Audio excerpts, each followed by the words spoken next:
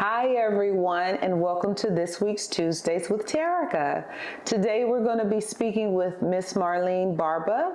She is going to be via Zoom. We're going to have some wonderful, wonderful conversation of hope, redemption, and how to come through after the storm. There is a rainbow after the storm, guys. Hey, I want you guys to also know and to be aware that this one is going to be a little longer than what we normally shoot. So we wanted you to be able to have full context from the beginning to the end, because it's a story worth you hearing the whole amount in totality, okay? We also want to make sure that you are aware that because of unique circumstances with Miss Marlene, there's some things that are a little different. So we want to make sure that you don't allow your young children and possibly some of your preteens to watch this one until you've had a chance to check it out for yourself first, okay? We hope you enjoy it. It's some wonderful information, and as always, we are giving God the glory. Stay tuned. I think you're going to enjoy this.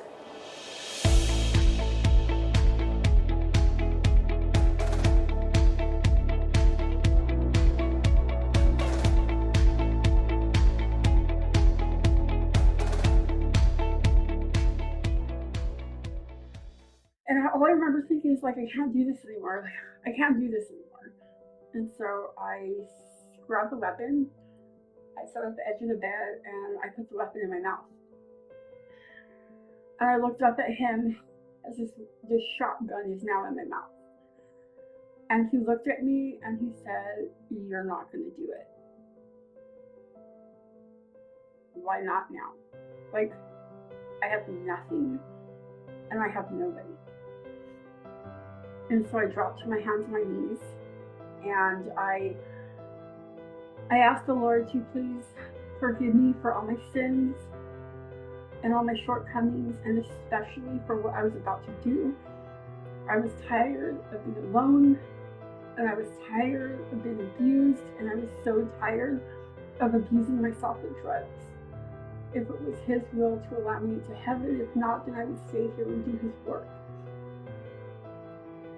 I took the weapon, took the safety off, put the weapon in my mouth, and I pulled the trigger.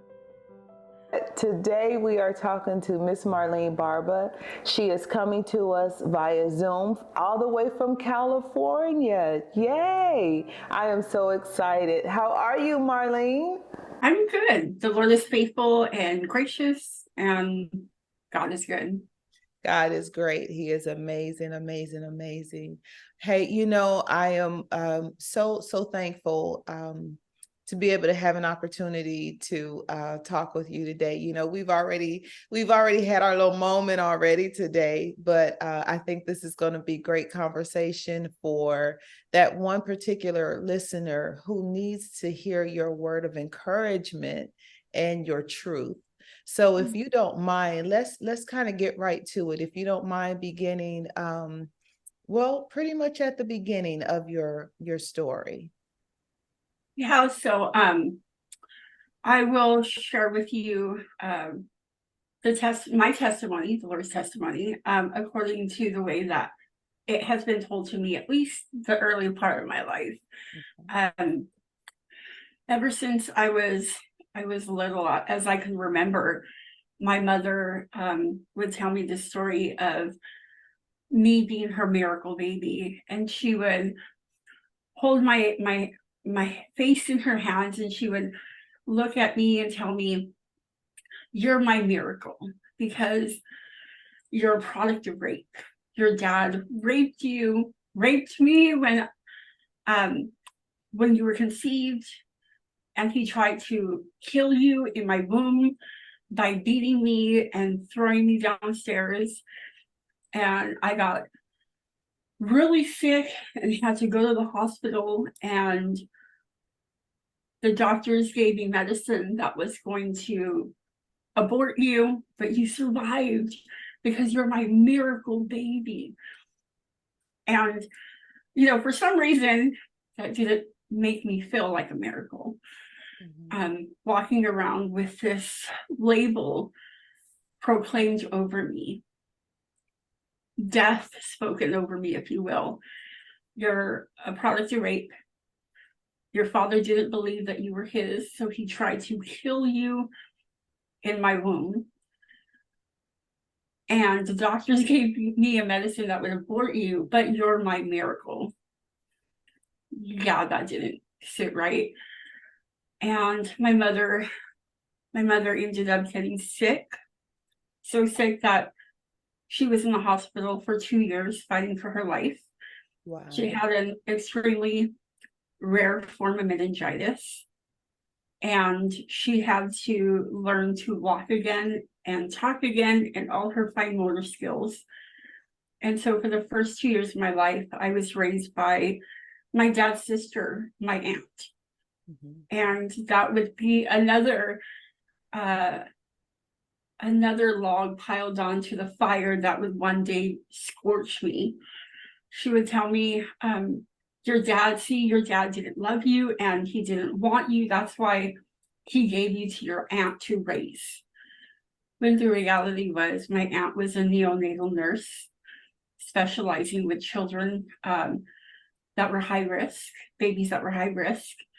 And since I was born at 6 months, back in the 70s, that wasn't normal. And so when I became attached to her, he allowed me to stay with my mother for all intents and purposes. So yeah, that was how my life began, just very chaotically from the beginning. How old do you think you were when you first started hearing the stories?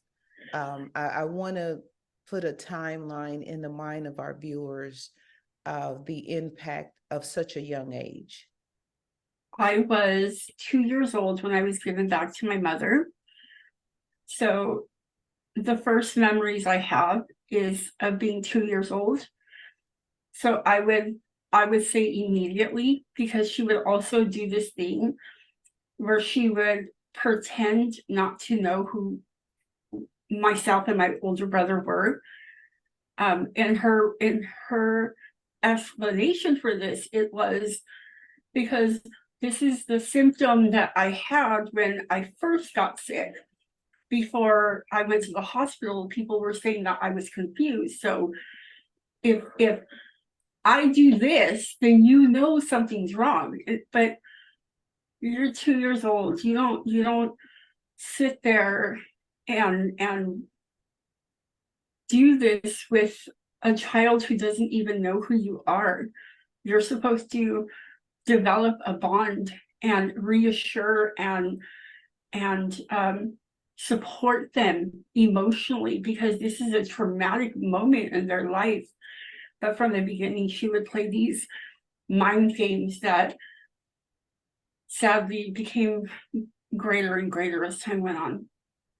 Understood. So from your young age, let's kind of skip you to the next phase of life when things started changing again, because from your testimony, things progress in various ways in various ages. So let's go from there. So when I was 5 years old, my mother ended up moving our family, small little family, in with my stepdad. She had met him and become pregnant with him when I was 5 years old.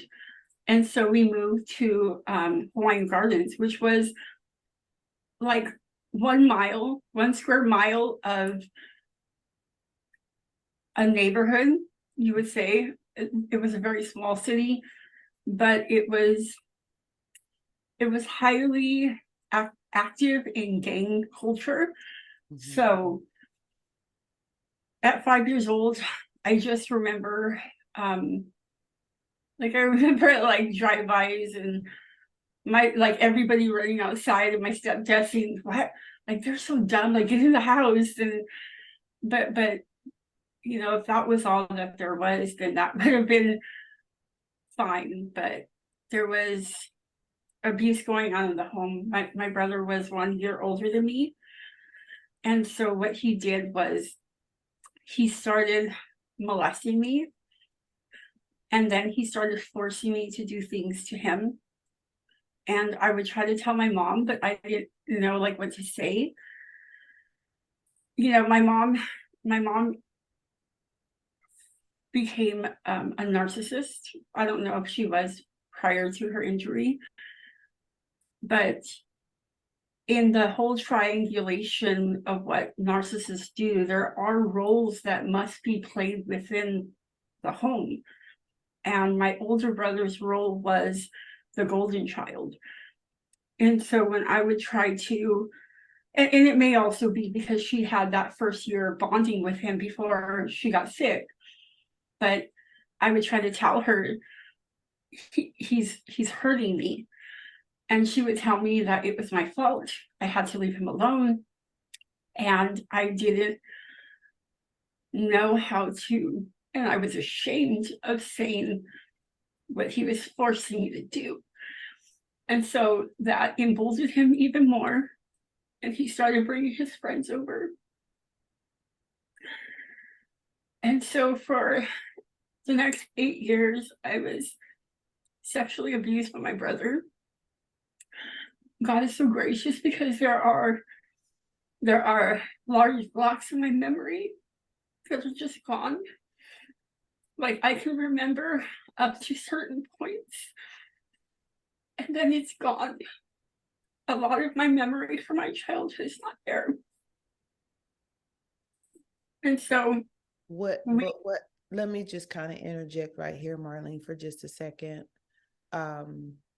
Because I want a mother that is watching this to know the responsibility of a mother is to protect your baby at any cost. That means even if you have to set your life aside or down, your responsibility is your baby. yeah. I don't know that a lot of people realize, because you know it's a little different now. People plan to get pregnant and not both parties are committed to the pregnancy. We'll just leave that there. But whatever your choice is and you wanting to have a baby, you have to protect that child, and that's a mother's responsibility. So Marlene, I'm just sorry that at the age of 2, 5, 7, 10, whatever the age was, that you didn't have somebody looking out for you to protect you. Well, and I, you know, as I'm maturing in age, I'm finding the Lord has given me more and more grace for my mother.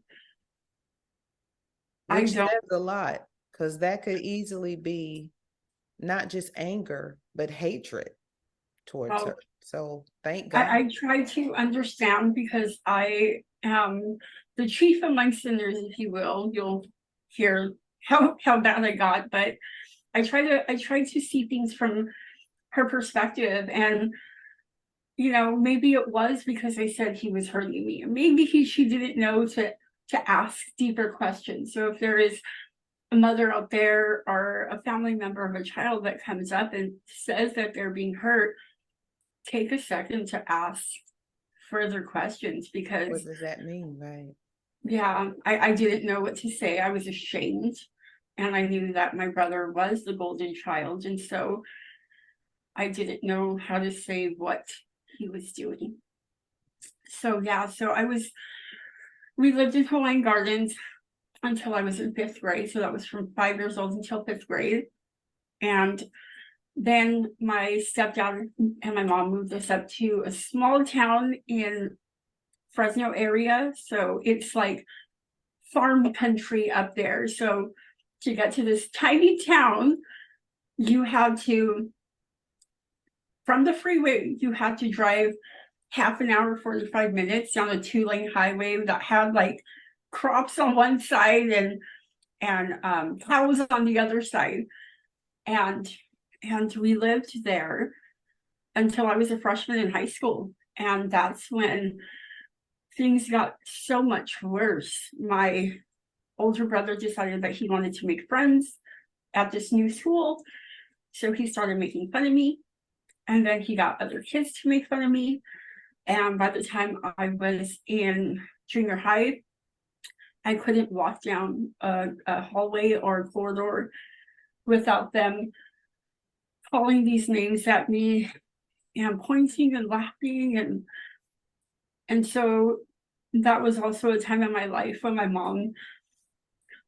mom's abuse became even more severe, where at one point she created this thing she called a bed chamber, where she had me lay on the bed unclothed, and she hit me with a 2x4. And my older brother had actually carved sorry in the wood, but he didn't know how to spell, so I had SORY on my body. I had no peace. The sexual abuse continued. I was horribly bullied at school. I didn't have friends. And I just remember that is when I started self-harming.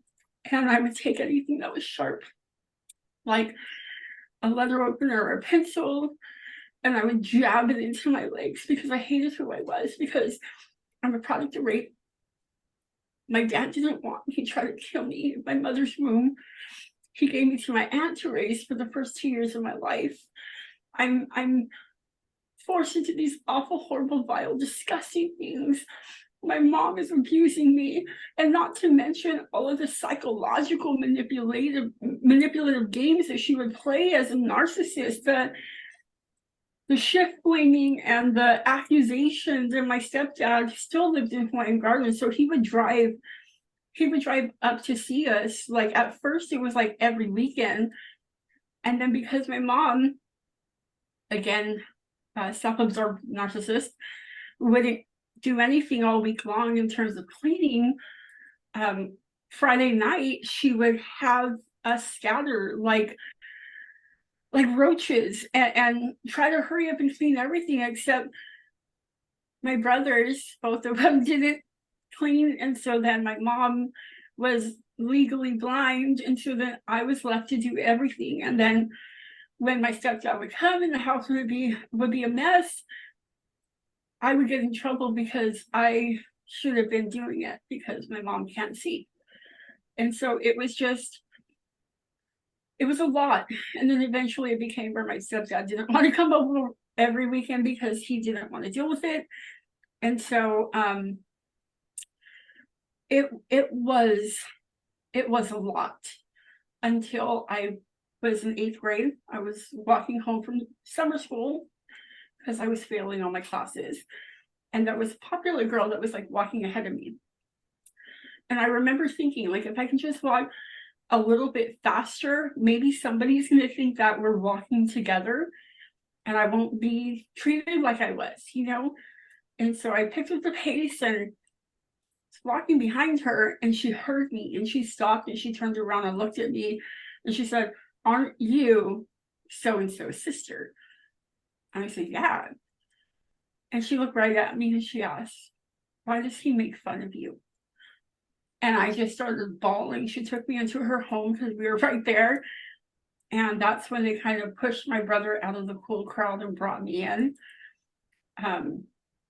Yeah, I didn't know. Yeah, I had no idea what that kind of life was about. And I went to my first house party when I was in 9th grade. I drank everything that was put in front of me. And I remember as my friend was helping me walk to her room, and as she laid me on the bed, she told me, "Marlene, don't open this door for anybody." And I remember thinking, how can I open the door? Like, I can't even open my eyes. And so she walked out and she closed the door behind her. Moments later, I hear the door opening. I hear multiple voices. I felt people climbing on the bed. And then I heard the dresser being moved in front of the door.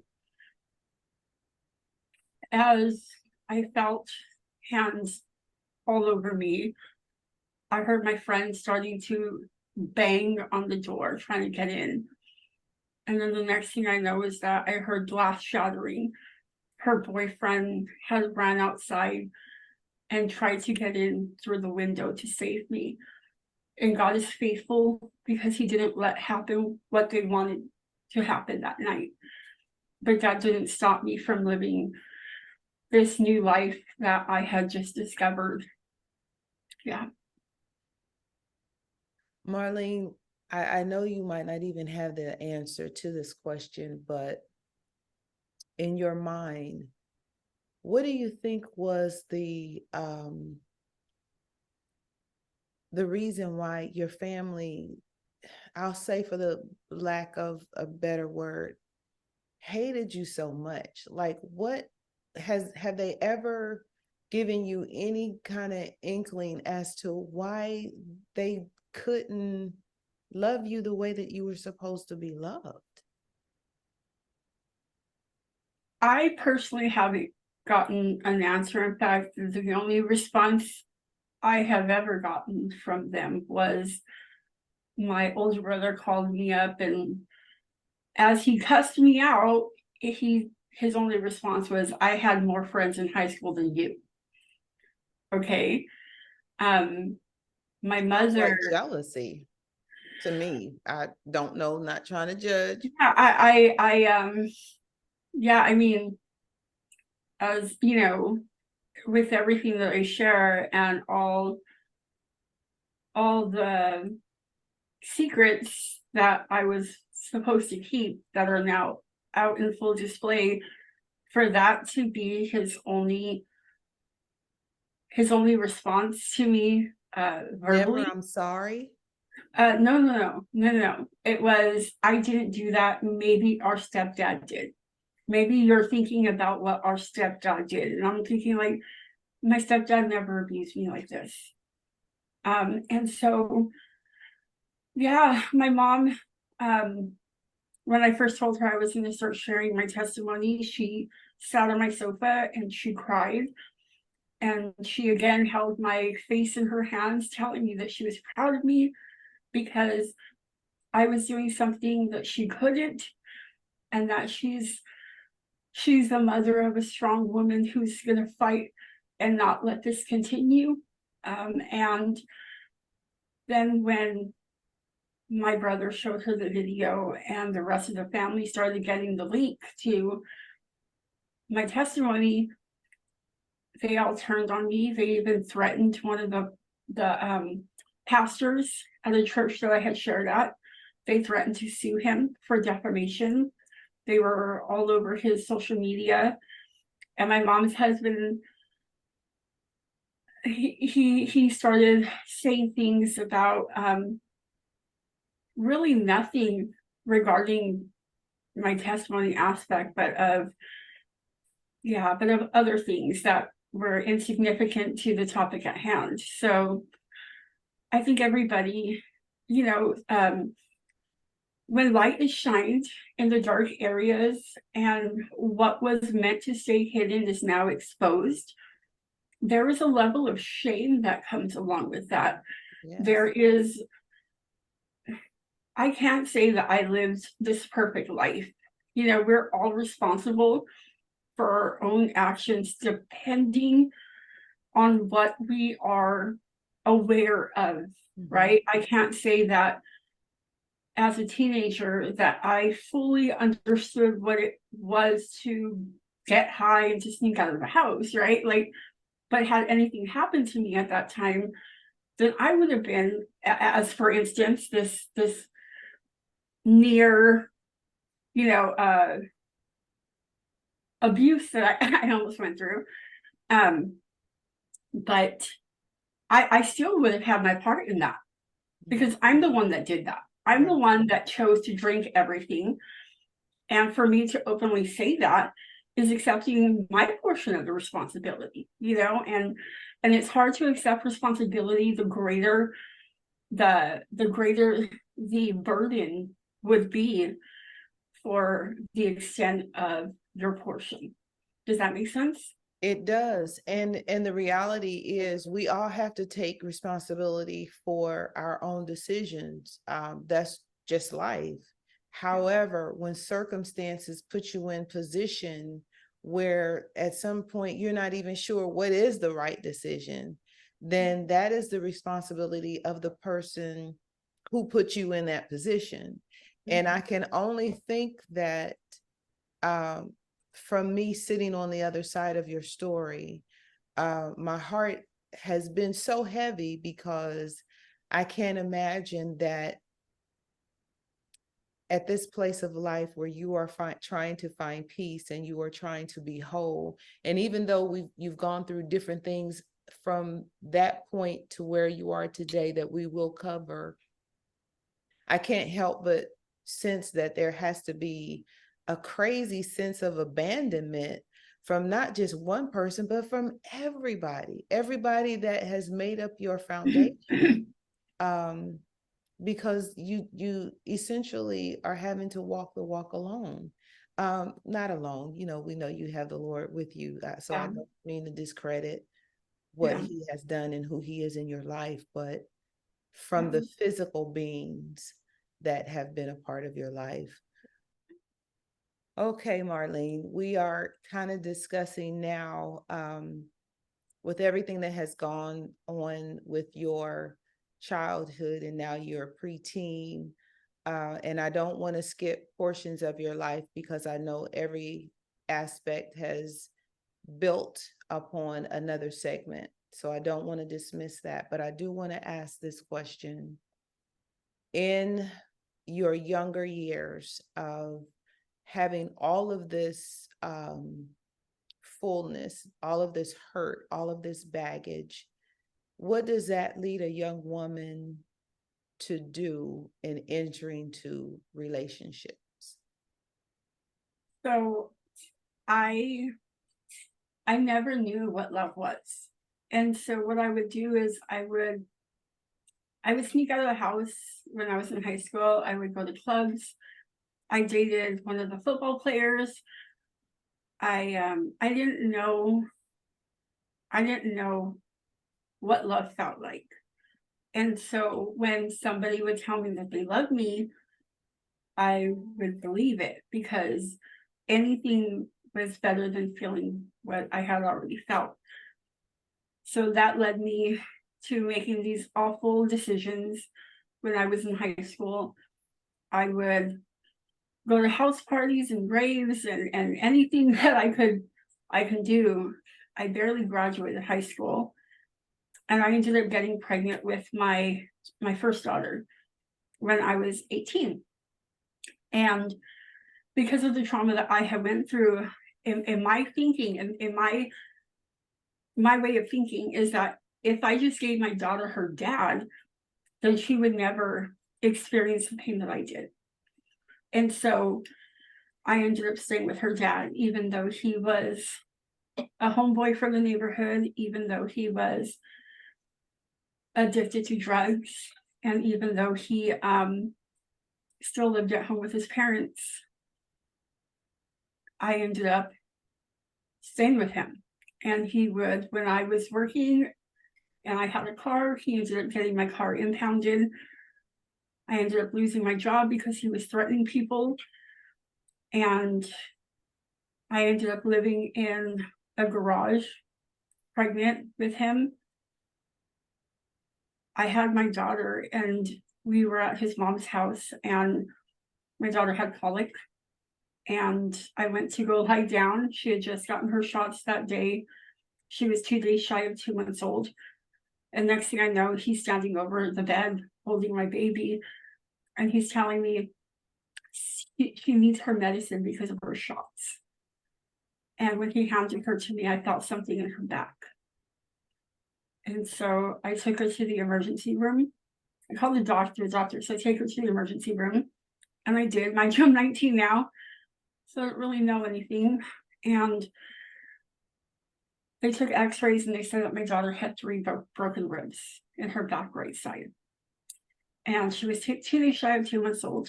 And I'm asking the doctor, what are you going to do for her? She's screaming in pain. And he's telling me like, okay, we're calling the police. And I'm like, no. What are you gonna do for her? Can you put a cast? Like, what are you gonna do? And the police came, and because at the time I was working, I had worked for the city of Hawaiian Gardens at the time. One of my friends, an officer, came in and he said, Marlene, you need to understand the situation that you're in. And he said, your daughter is going to be taken right now as soon as the Child Protective Service caseworker comes. She's taking custody of your daughter and putting her in an orphanage unless you have somebody to call to come and get her. And the only person that I knew to call was the one person I was trying to save my daughter from, and that was my mom. And she came and she's yelling in the room. She came into the emergency room, give me my baby. I knew you were gonna hurt her. Give me my baby. And I remember thinking, oh my God, this isn't happening. I was already pregnant with my second daughter. I fell into this huge depression where I wouldn't get out of bed until it was time to visit my daughter for that 1 hour a week. And then I would wake up to go to parenting classes, which was like Tuesdays and Thursdays. And eventually I knew that I didn't hurt my baby, but I couldn't wrap my mind around anything else. And because I was now feeling the second life inside of me, I knew I had to save her also. And so I ended up going to my brother's house. I went to my uncle's house to with him, ended up living back with my mom for the rest of my pregnancy. And the day that I had my second daughter, my mom called the caseworker and said that my baby was born, and they took her from the hospital room and didn't let me see her again. I fought for custody for 2.5 years. My mother made me leave the house 2 days later. I fought for custody for 2.5 years. I ended up getting a job and became an executive assistant at an Alzheimer's facility. I did 2 sets of parenting classes, spent many $1,000s on counseling. They stripped my parental rights away from me, saying that the maternal grandmother states I did not go and see my children, and if I did, I was talking on the phone to men. And they felt that it would be a detriment to my children's emotional and mental well-being to reunify me with them. I had nothing. And so because I'm a mother and because my whole purpose was saving my kids, I quit my job, a good job that I had, and I joined the Army. And my body wasn't prepared for the stress that it would endure. I developed shin splints my second week of basic.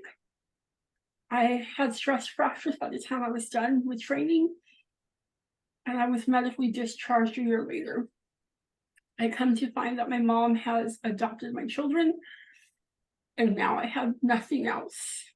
I have no more reason to fight. I wasn't allowed to see my children. And if I was supposed to call them my sisters, not my daughters. On their birthdays, I would try to call them, try to see them. My mom wouldn't even pick up the phone. If I would show up on visiting days, she would tell me that she forgot that her husband was off of work. Her husband, not my stepdad, her new husband, that he was off of work, so they were going to have family day instead. And I'm thinking, you're playing family with my children. So Did you worry about their safety?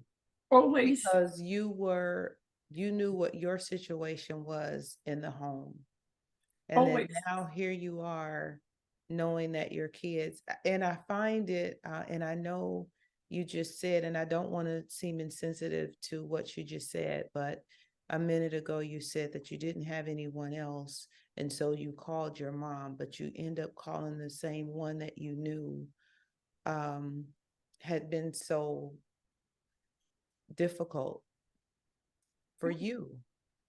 would you not have wanted to take a chance with your kids having a good family through social services?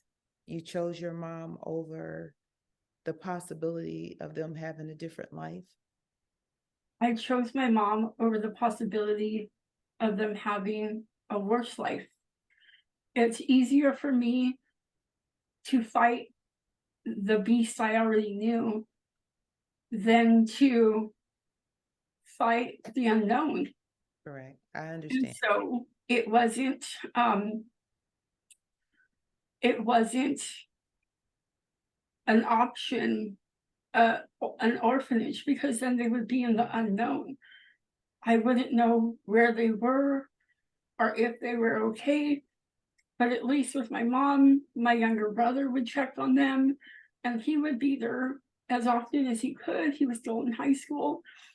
He would ride his bike like 10 miles just to go see them each day.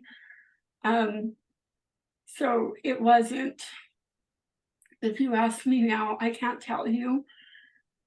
I try not to look back with regret. I try to look back on my life as moments of learning. Mhm. You know, it's funny because we look at the grass on the other side, right? We look through the fence and we look at this grass and we're looking at this dead brown grass on our side, and we're like, man, that grass, I bet it's so beautiful to touch. Like, I bet if you step on it, it is so sweet and soft and cool underneath your feet. And then you're imagining like, oh my gosh, I bet it's, and you can pluck it and just smell it, and it's like amazing. And oh, I bet that would be so nourishing. Just like, oh. But what the reality is, what we're doing is we're making this up in our head as we go, and that grass isn't really grass, but it's artificial turf. And if it doesn't feel good under the feet, it doesn't smell anything except for like rubber, and there's no nourishment whatsoever. So to look at a possibility of something else is like daydreaming about what should have been. And sometimes with victims of trauma, we get stuck in the daydreaming, and we what is it called? We propel ourselves into this world where if only I have, and we tend to get stuck in this revolving door of had this changed, or had this been different, or had I made this choice, then none of this would have happened, instead of focusing on here and now and moving on. And I can say with all honesty, I think that's what the Army did for me, is, you know, because I wasn't prepared for, my body wasn't prepared, what they did teach me was mental grit. And so I learned to pick the next landmark, the next goal, and I'm gonna hit it, I'm gonna smash it, I'm gonna go to the next one. And so that's what I did with my life. And you know, after I lost, I came out of the Army and I went back to what I knew. I knew at one point my children would be adults, but in the meantime, I had to exist. And so that's what I tried to do, was exist, because society says you have to have your hair nice and your nails done, and you have to look cute and all this and all that. And so then I did that. I got a job, and I ended up at the bus stop one day. There was a guy that I had recognized his voice. He walked up to me. He said, "It's hot. I thought you would be thirsty." He handed me this ice cold water, and I recognized his voice. And it turned out that he was the mailman for my ex's like home. And he was a family friend, and he was also their weed dealer. So it was like, oh my gosh, I remember you. Do you remember me? And so we got caught up. We met to get catch up, and then we ended up starting to date. And I knew that he was a drug dealer, but I didn't realize to what extent until I ended up moving in with him. He was the major drug supplier for the part of LA County that I lived in. So you're talking about portions of Long Beach and Compton and Downey and Paramount and Lakewood and Wine Gardens, and even coming into Orange County a little bit. And so because of the level that he was at, it would be like he was unlimited. anything that you could ever imagine in terms of drugs. We had no limit, so it was never paid for. It was always given to him or swapped, and this was his only job now. And so we had the best of every kind of drug there was. And so, yeah, I moved in with him and his 2 children that he was raising. And I remember I had called him one day to pick me up from work, and I was working as a secretary for an attorney that was actually above a police station. And he came to pick me up, and he was like greasy, like nasty, greasy sweat. And I remember thinking, like, what's wrong with you? Like, I had never seen that before. And I get home, and for the first time, he put this crack pipe in my mouth, and he made me hit it so much that I remember my eyes rolling back in my head and like passing out. I ended up losing my job. You know, from the outside, this looks like a beautiful, picture perfect home and 5-bedroom, 3.5 bathroom house on the cul-de-sac. Detached garage. We had multiple cars. We had an RV, an RV, a boat. We had ATVs. We had a van. We had 2 trucks. Like, from the outside, everything looks awesome and beautiful, and the lawn is always meticulously cut. And for Christmas, I always had, like, in the living room in the front, like, we had 2 living rooms, so the front living room was always beautifully decorated, just a beautiful Christmas tree in the front picture window, and candy canes walking out to the driveway. But the reality is, inside, he was torturing me. And so it started off with just telling me to stop messing with his head. And then it would be like, and I would tell him, sorry. Like, okay, I'm sorry. Just admit what you're doing and we can get back to the love. Okay, I'm sorry. Okay, stop now. Like, you know, you're admitting that you're doing this. Now stop. And I would be like, okay, but I don't know what I'm doing. Like, I just want to get back to the love. And he's like, well, then if you don't know what you're doing, you have to be disciplined. Okay, but then I can get back to the love. And so then I would allow this man to discipline me like a child. And then it was, why don't you just stop? And I'm like, I don't even know what I'm doing. Like, what am I doing? What am I doing to make you sketch around the room and look out the windows and be afraid of shadows? Like, I don't know what I'm doing.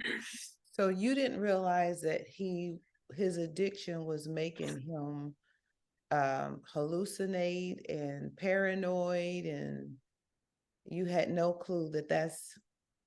I had never experienced that. So and I would ask him, I would tell him, you have your kids. Why are you getting like this? Like, why are you doing so many drugs that you're getting like this? Like, you have your kids. Because in my world, I was trying to numb the pain of not having my kids. So I couldn't understand, if he had his, then why is he doing this? And I just wanted to get back to the love. And it never came back, or if it did, it was momentary. It got so bad that I would try to pretend that I was asleep, and I would hear him coming home, like in a motorcycle or one of the trucks that were really loud. And I would hear it, and I would turn everything off, and I would pretend to be asleep, and he'd walk in, and he'd kick the bed, and he would tell me, it's on. He called me this explicitive. He's like, we're gonna fight. And then we go into the office, and he'd make me get high with him, because he wanted me to prove that I wouldn't hurt him anymore. For 4.5 years, I tried to have this man love me, but the abuse got so bad, there was no more talking. He would tie me up. He'd beat me with a police flashlight until my legs were black, like not black and blue, but black.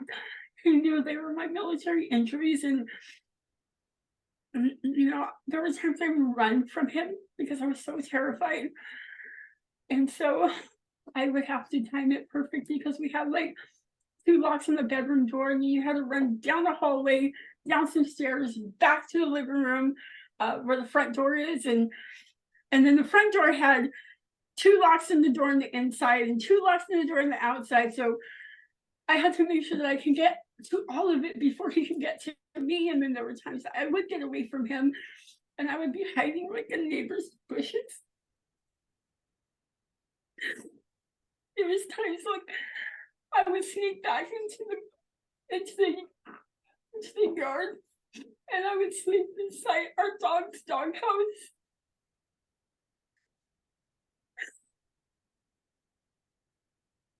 With all of this going on with you, did you ever feel afraid for his children? Or was he doing this when his kids was home or his kids were gone? Or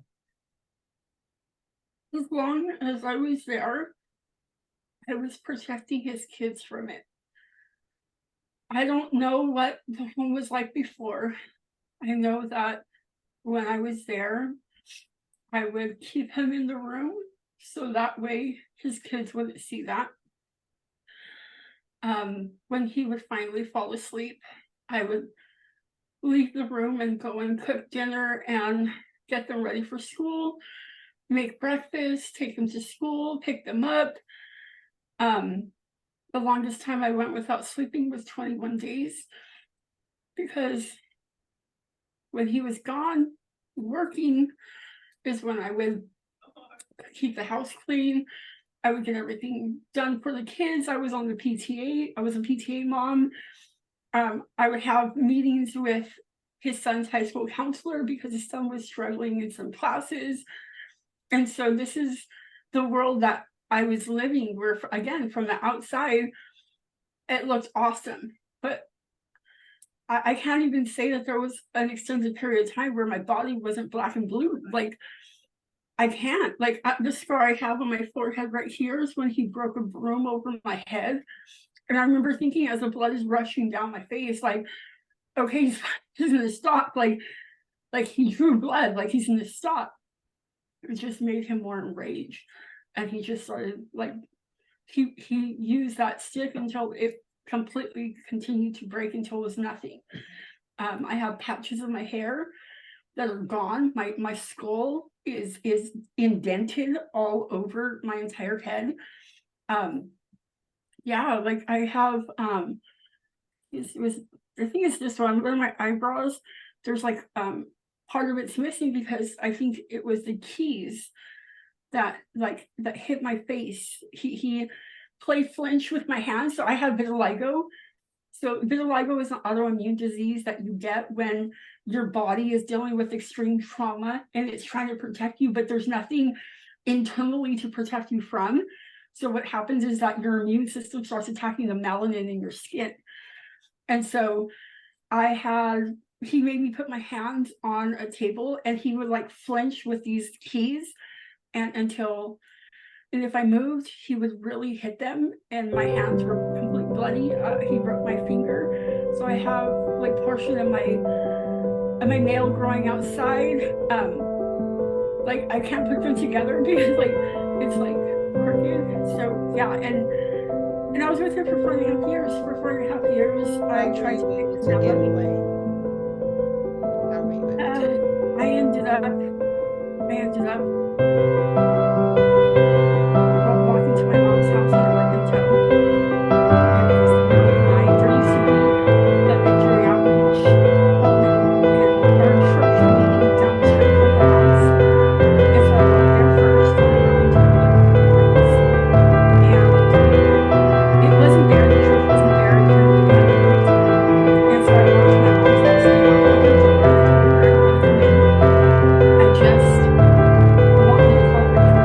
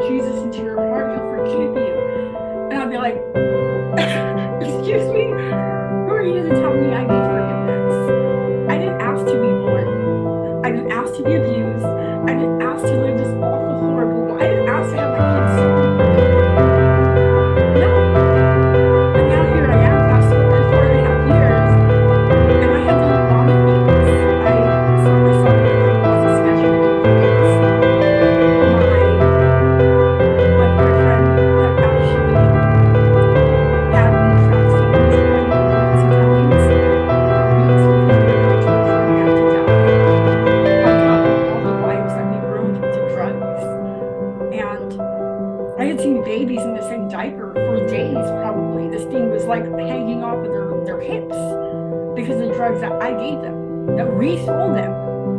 And so now I'm praying, I'm asking God to forgive me and to come into my heart. And there was no magical moment, but for the first time in my life, I opened God's word, and not only did I understand it, but it was telling my story. And so I learned how to read the word and really understand it. I learned how to pray. And I was in the home for 3 months, 2.5 months. And I ended up leaving the home because I was fighting. I was saved, I wasn't sanctified, so I was fighting in the home. My mom told me that my ex was calling for me, gave me clothes and makeup, sent me to go back and see him. His son had a black eye. So then I understood that since I wasn't there, that then he was now beating on his son. And again, I raised his son and his daughter for 4.5 years. I helped raise them. I could take full responsibility. I helped raise them. And so then I moved back in. And after two weeks, he begged me to get high with him. And I did. And that's when it started happening all over again. And I couldn't handle it anymore. And because of the lifestyle that we lived, I had weapons. We had weapons, all illegal, by the way. He had a restraining order on him by his ex-wife. So the legal weapons were gone, but we had a plethora of illegal weapons, from a double-shot Derringer to an AK, everything in between. And we had just gotten a double-barrel shotgun. And so then I modified it myself, and yeah, I bought 7-gauge rounds because 7-gauge has bigger pellets in the inside and they do more damage. And he's now, and I was the only one that knew where it was. It was loaded. I knew where it was. And so he's tripping around the room, looking out the windows, accusing me of shadow figures being in the house, which, by the way, demons, okay? These demons manifested by touching me and moving stuff in the house, and I would be blamed for, so I can get beat. Demons are real, and that demonic realm is opened by drugs, right? So here he is, accusing me of all this stuff, shadows around the house, whatever. And all I remember thinking is, like, I can't do this anymore. Like, I can't do this anymore. And so I grabbed the weapon. I sat at the edge of the bed and I put the weapon in my mouth. And I looked up at him as this shotgun is now in my mouth. And he looked at me and he said, "You're not going to do it." Why not now? Like, I have nothing and I have nobody. And so I dropped to my hands and my knees, and I asked the Lord to please forgive me for all my sins and all my shortcomings, and especially for what I was about to do. I was tired of being alone, and I was tired of being abused, and I was so tired of abusing myself with drugs. If it was his will to allow me into heaven, if not, then I would stay here and do his work. I took the weapon, took the safety off, put the weapon in my mouth, and I pulled the trigger. And I came to immediately. I could hear the ringing of the weapon in one ear. I can hear my boyfriend screaming in the other.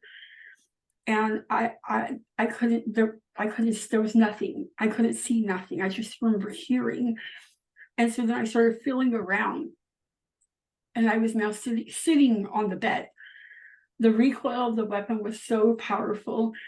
It threw me from my hands and my knees on the floor to sitting on the bed. Next thing I know, because of the police scanner that was going, and because of surveillance that we had on the TV, and mind you, back in 2005, people didn't have surveillance. They didn't have flat screen plasmas like we did, okay? So he's coming in and out of the room, hiding, taking care of what matters, right? Hiding all the drugs, hiding the rest of the weapons, hiding everything else in the attic, in the ceiling, whatever, the crawl space. And then I can hear police are on their way. I can hear the sirens. And for 4.5 years, I lived to protect this man. right? I would know where he was at. And if I heard this on the surveillance or on the police scanner that Popo was out there, I would call him and be like, hey, they're in your area, go this other way. Like, it was a Bonnie and Clyde thing, I guess you would say, right? And so my instinct now, as he's hiding everything, is that I still have to protect him. So I try to stand up to turn the TV off, to turn off the scanner, and I can't see anything. And he realizes that I'm alive. He brings a towel, and the police clear the room. He ends up having the paramedics come up, and they start cutting my clothes off, and they're saying, it's going to be okay. And they call me this name. And I remember thinking, wait, what? And he's like, it's going to be okay. And he calls me by this name that's not mine. I'm thinking, oh my God, that's not my name. That's not my name. I'm going to die and nobody knows who I am. Like, that's not my name. And I just remember being so afraid. And in a moment, knowing that I was about to die, I was alone. In that moment, I was alone. He didn't even care enough about me to give him my real name.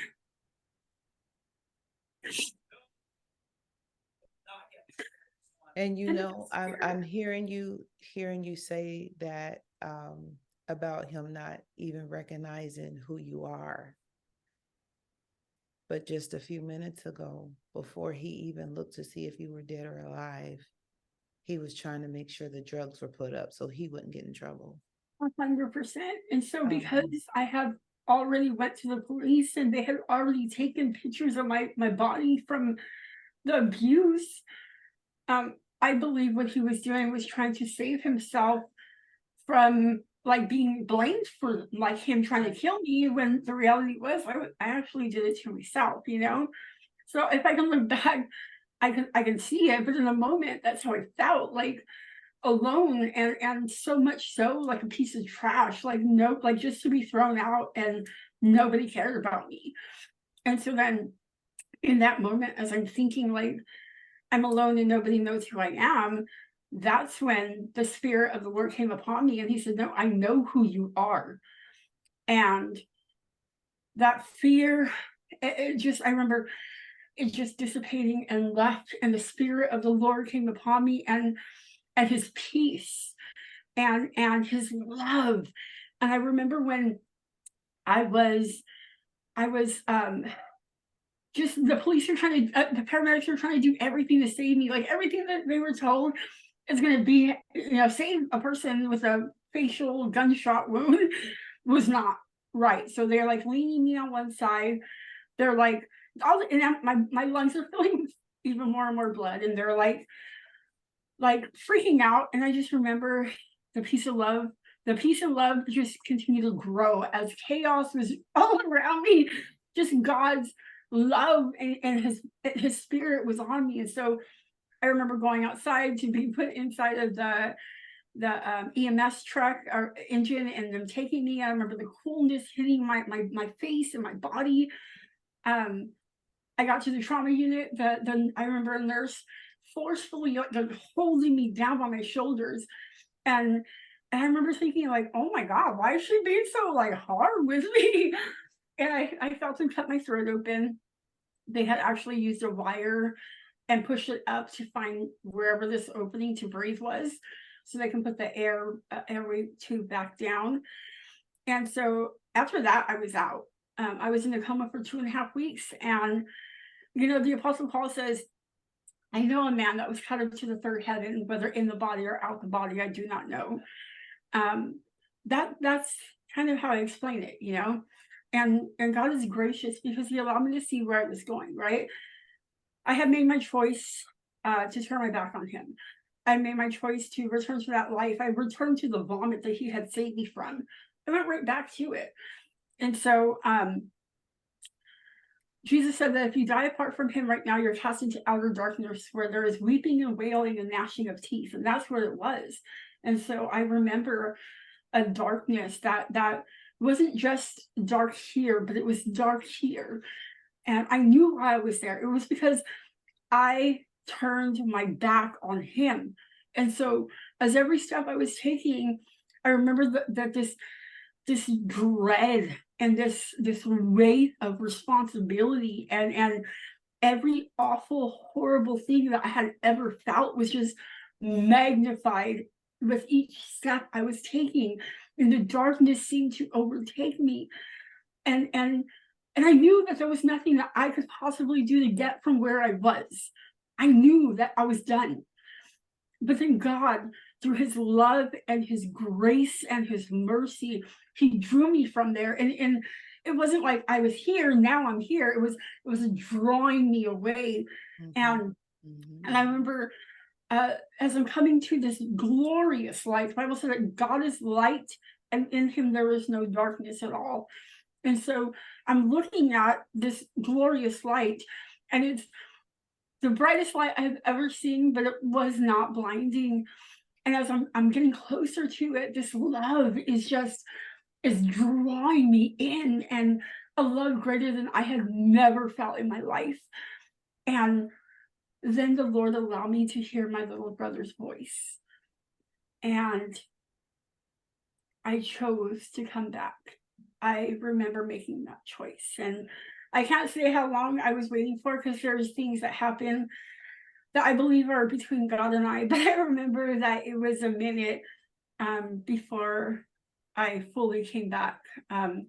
Yeah, but my brother has like his own little testimony of that moment. But yeah, so that's kind of how I did, how I survived. And you know, people think, or they have these amazing testimonies where they're saying, God delivered me from drugs, or God delivered me from alcohol, or this amazing experience of like waking up and bam, it's all gone. Man, I wish. Like I have a God that is relatable to me, right? And he knows that if he would ever hand me anything, that I would not appreciate it, right? And so when I woke up from a coma, I'm still a product of rape. My dad still tried to apparently kill me. I don't know, I can't say it's real, but supposedly my dad still tried to kill me. He didn't believe I was his. My aunt raised me. My mom is crazy. My brother did this, and all this stuff is still true. The only thing that happened was that my perspective on my life is what changed. Yes. When I woke up from a coma, there was a nurse sitting by my bed. She had been coming up every time she was working to read scripture to me. And she had come up, and so I asked her, what did I do? And she starts telling me all these medical terminology, and I'm thinking, okay, that's too much. Like I don't know any of that. And she said, Marlene, you lost 3/4 of your facial skeleton and 2/3 of your muscle and your tissue. And I just remember like, okay, like trying to take it in. And the Spirit of the Lord told me, Marlene, your face is going to be the door that I use to bring people to me. And so I held on to that promise. The first time that I was getting ready to leave the hospital, they flooded my hospital room with all these doctors and psychologists and nurses and trauma people, whoever. And they're now going to reveal what I did to myself for the first time, right? And as they had me this mirror, open up this mirror, I looked down, and my face looked a whole lot better than what it did back then, because I've had about 10 reconstructive surgeries. But I'm looking at it, and the Lord said, Marlene, your face is going to be the door that I use to bring people to me. And so I held on to that promise. And so for the first year after I shot myself, the only place I was able to go was with my older brother, and he was the one that had traumatized me as a child, and he was abusing his wife and his children. And so here I am, asking God, okay, and I had a different trach, so I couldn't speak for almost a year. He didn't take me to the doctor to go get my checkups. So what he wanted was the check that came along with me. And so I'm sitting there, and I'm like, okay, God, teach me what I have to learn so I can get out of here. And let me learn the lesson the first time, because I don't want to keep going around this block, you know? Absolutely. And so I was reading the word and I was applying it. And everywhere I went in this home, because I wasn't allowed to leave the house only when it was time to cash a check and give him the money. Then I'm back in the house and back in the room and going nowhere. And so when the year came up, I ended up putting myself into a psych ward, got out of there. And so that has been my life, is that starting from the very beginning, God was like, okay, I'm taking you back where it started. Like, okay, you did this, and with your rebirth comes the reborn, rebirth, the newness of your new life. So I guess I'm sorry, I'm such a nerd. You were born again. Yeah, so the life that I once lived, I took it.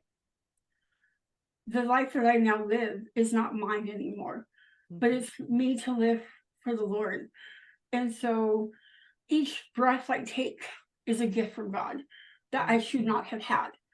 Each moment that I live is God's, because I should be dead. Each word that I speak is God's, because I should not be alive. And so each experience I have has to be God's also. And so I need to be able to step back and look at it through the prism of Christ's eyes. Teach me what I have to learn so I can learn it the first time and get out of here. I don't want to waste time redoing the same lesson over and over. I've wasted so much of my life before this living in reaction to the abuse that I sustained as a child. And now I want to live my life not in response to something, but with intent and with purpose, so that I myself can act like Christ. Does that make sense? It does, absolutely. And so at this point, I would like for you to share, because my prayer is that one person is watching who is in a situation that they feel stuck in. They feel maybe like you, okay, so I'm here, I can't get out of this particular situation. This is the best that I can do. This is the only thing that I have to work with. What would you tell that person, woman or male? What would you tell them as their first step in trying to remove themselves from a situation that is not good? In order to move forward, you have to first move back. Nothing in life will ever be given to us. We have this idea that one day we're going to wake up and God's going to send somebody to take us from this horrible situation and plant us and beside still waters, right? We want to be planted as that tree of life, right? But the reality is the tree first was a seed. It didn't start off as a tree. It didn't start off with these long roots that went into this glorious river of life. Like, no, it was a seedling. And so in our lives also, we have to be willing to be broken, because seeds cannot take root unless the outer shell is first broken. And so there are times, my life, for instance, to get away from my older brother, I ended up having to put myself into a psychiatric ward.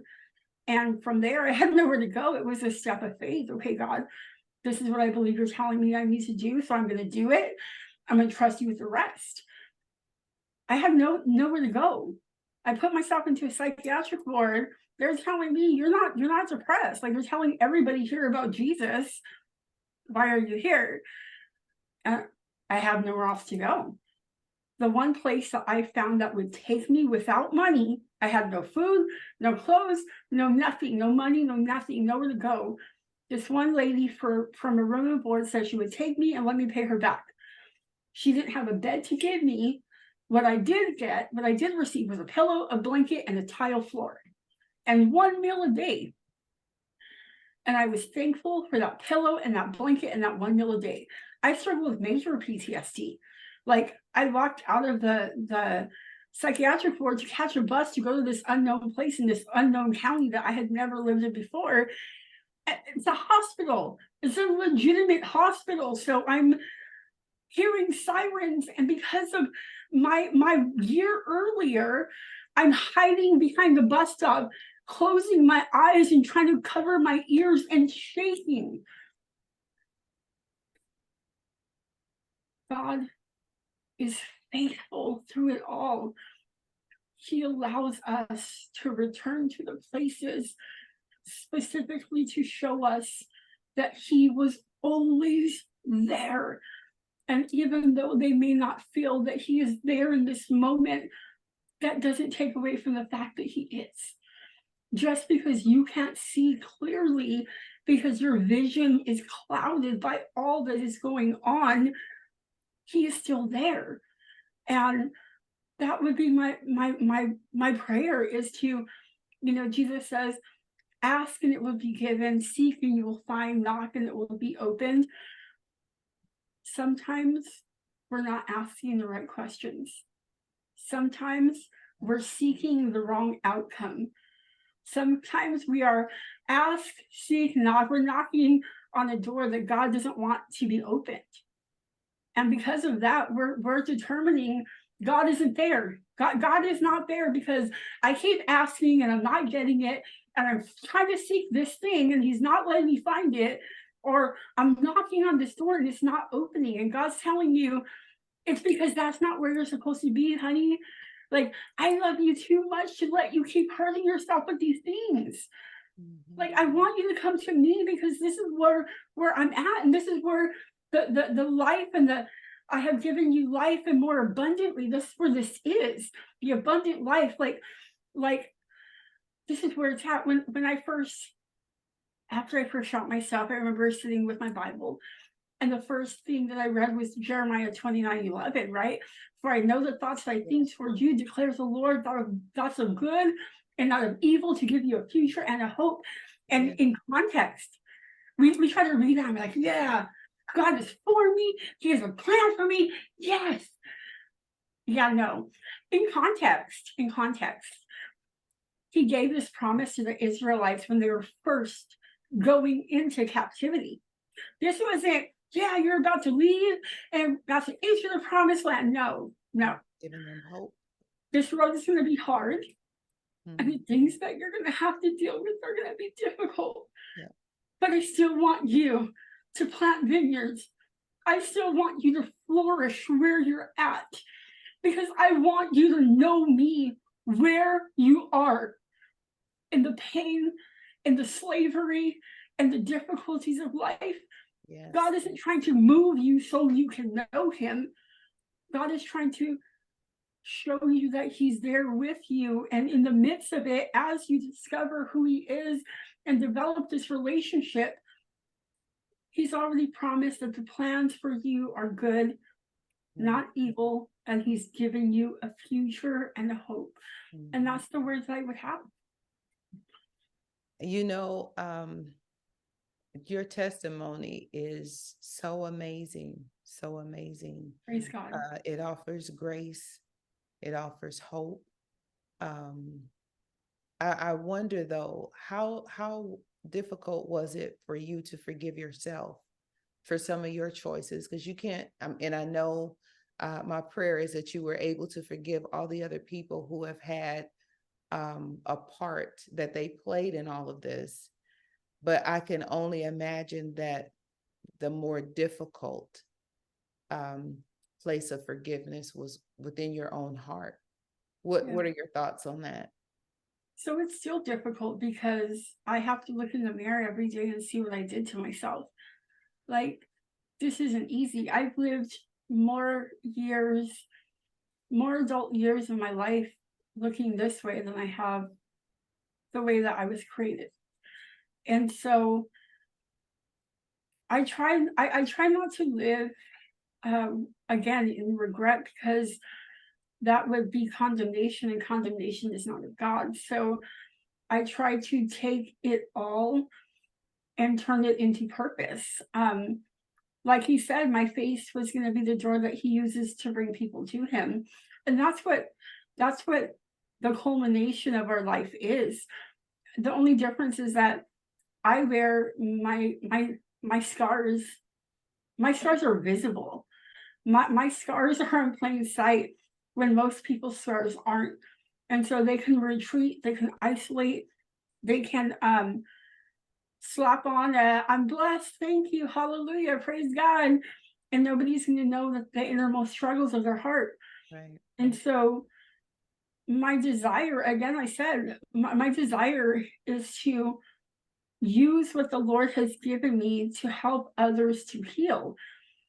And I am just so thankful that the Lord has given me another chance. My testimony, because of all the life experience I have lived, it's prepared me for the season of life. You know, all those years of being bullied and made fun of and looked at like I was like an alien from outer space. Like I can walk down the street and people can stare at me and I'm like, do you want to know? Do you want to know? Um, I don't look at I don't look at life in the rearview mirror. I try to look at it as a glorious moving of God's Spirit, both in my mistakes and in the struggles that I've had. Marlene, I can't even begin to thank you for just being so open and so honest and so forthcoming with your information. I feel your heart. I feel your love for the Lord. One of the things that I want to just share with our visitors real quick.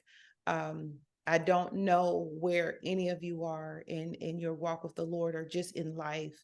I don't know what struggles you're going through. I don't know what place of captivity you may be in. But what I want to kind of glean from Marlene is there is hope. You are not alone. Um, I know that it may seem like you don't have the help or the people in your life or in your circle that can really help you get from under where you are. But there is some one person, and even though Marlene touched on it just a bit, the the one person that was able to help her from one place to another was actually a stranger in that hospital room. And so I don't know who you need. I don't know the person that God is going to align you with. I don't know the phone call and the voice on the other side may be that person, but I want you to know wherever you are, if you are in a place where you feel stuck, where you feel like you are threatened, your life is at stake, there is someone person that can help you, but you have to be the one to make the first move. You have to be the person to make the first step. And we will be praying, because as we are going through different episodes and segments, we are learning more. We are being exposed to different things. And I want my prayer life to be open so that I will know how to pray and how not to just pray, but how to pray effectively for the things that I don't know, for the things that I have been sheltered from, but there is a need. So I just want all of you who are watching to know that you are not alone. Someone is available to help you. God will strategically put you in a place to where there is help that is available for you in whatever your situation may be. So Marlene, if you don't mind, as we are wrapping up, again, thank you so much for your heart. Thank you for your words. Thank you for sharing your life, your journey. We pray God's continued blessings upon you, that he will continue to strengthen you and honor you in the work that you are doing for the kingdom, and that he will help you to be whole again. I know it's all a work in progress because none of us have it all perfect, but I thank God for just allowing your heart to be open for his leading. If you would, if there is a platform that you would like for people to follow you on, or if there's additional information that you can share, if someone has a specific need or they reach out to you in any way, what would you like to share with them? Yeah, I'm just thankful for the opportunity. Again, God is faithful. I don't I don't really I have social media, so my Instagram is Marlene_face_for_glory. So it's Marlene Face for Glory. And I'm currently serving with Prison Fellowship. Mhm. And so that's where my time and my focus is right now. And I'm helping these amazing women. I think it's just awesome how I'm able to come into this place where these women are hardcore and they're just like, they've been through a lot. And I'm able to come and see just the walls break down, and I'm able to see like the inner child that is in there still, that never had a voice and never had the opportunity to be free. And so in this place of captivity that they're in, they're actually, it's just a beautiful thing. So basically that's kind of where my ministry is at this moment, is working directly with Prison Fellowship. I go in there weekly and teach an academy class for them. I think it's awesome. Well, again, thank you so very much for what you're doing for the kingdom and for these special women who had a situation and now they need somebody like Marlene to come in and help brighten their day. So thank you so very much. Hey guys, I want to thank you for just sharing your time with us this week. This has been a very emotional time, to say in the least, but I do thank God for honoring us to have the platform to be able to share what I believe is his will. Okay, so I am Terica Talbert with Century 21 Blackwell and Company. I sponsored today's episode. We always want you to like, share, and subscribe. I want you guys to stay tuned for more inspirational things to come. But until next week, enjoy.